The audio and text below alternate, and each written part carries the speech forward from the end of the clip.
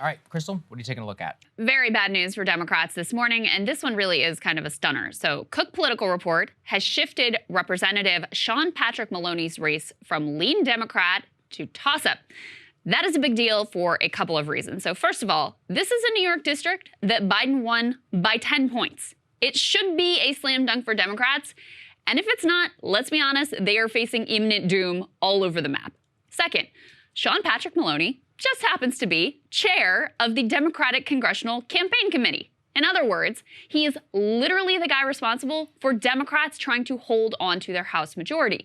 And now he himself might lose. He would be the first Democratic campaign chair to lose his seat in 40 years, an indictment, if there ever was one, of the thoroughly bankrupt strategy and ideology that has brought Democrats to this pathetic point.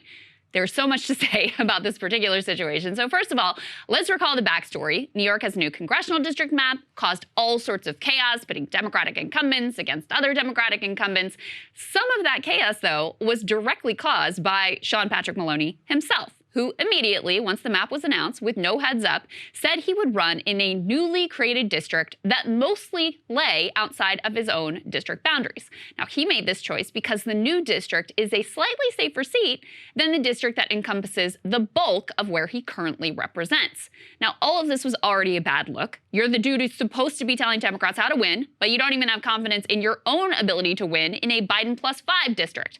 But what made it worse is that there was no other incumbent to run in the old Maloney district, leaving it an open seat, more difficult to hold.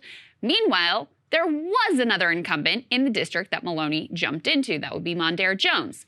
It was a whole thing at the time. You can go back. We covered it. Jones went public, trashing Maloney before eventually deciding to run in a different district where he then lost in the primary. This all fed into yet another war between the left and the corporate wing of the Democratic Party as a different progressive jumped into the primary against Maloney.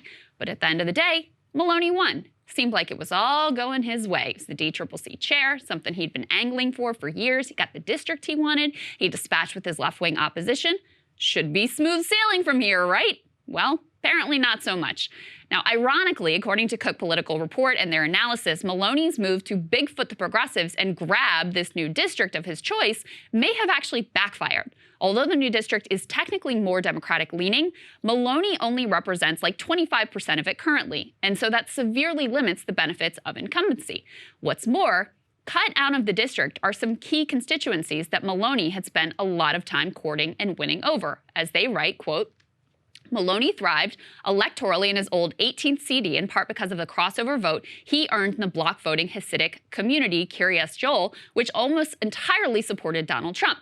In 2020, Trump carried Orange County, which includes that locality, 49%, 49.3% to 49.2%, so just barely, but helped by this block voting. The same year, Maloney carried the county 55-43 by pitching his ability to secure much-needed infrastructure funding in that area. Now, that particular area is no longer in his district, and Maloney's opponent has cultivated a strong relationship with the Orthodox Jewish communities that are in the new district. Oops. But the bigger problem has less to do with these specific districts and areas, and a lot more to do with the increasing problems of the Democratic Party strategy, led by fools like Sean Patrick Maloney. First of all, the Republican culture war issue of crime is starting to beat the Democratic culture war issue of abortion. Republicans resurfaced an old debate clip of Maloney saying he supports ending cash bail, and it seems to be taking a real toll. According to Lawler's internal polling, that's the Republican that Maloney is up against, he has widened his lead from 2 points to 6 points. Now, Maloney has not shared his own internal polling, but also acknowledges this is now a tight race. Meanwhile, in Maloney's instructions to outside groups on how to attack the Republican, Lawler, he is all in on the standard Lawler's too extreme rhetoric. So here are the suggested attacks for any outside money riding to the rescue. Lawler was a member of a political group that was denounced for creating and disseminating an anti-Semitic video. Lawler's political consulting firm worked for a candidate with alleged ties to a dangerous right-wing militia group. Lawler opposes abortion rights and supports allowing states to set their own policies, paving the way for abortion bans that do not have exceptions for cases of rape and incest.